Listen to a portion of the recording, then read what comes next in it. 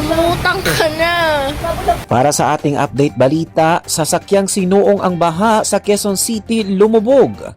Lumubog ang isang sasakyan matapos nitong piliting tumawid sa malalim na baha sa bahagi ng Mother Ignacia Avenue, Quezon City kahapon ng hapon, Agosto 17, 2026. Naganap ang insidente pasado alas 2 ng hapon sa gitna ng nararanasang matinding pagbaha sa iba't ibang bahagi ng Luzon.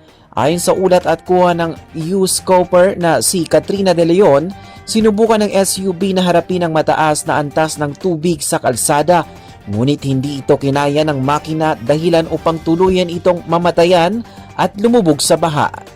Sa kabutihang palad, agad na nagtulong-tulong ang mga residente sa paligid upang saklolohan ang driver at tulungan maialis ang nakalubog na sasakyan sa gitna ng baha.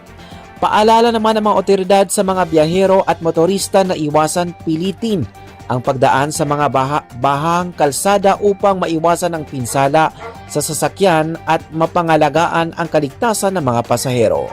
At yan ang ating update balita. Ito po ang inyong lingkod, si Loy Imam, nag-uulat.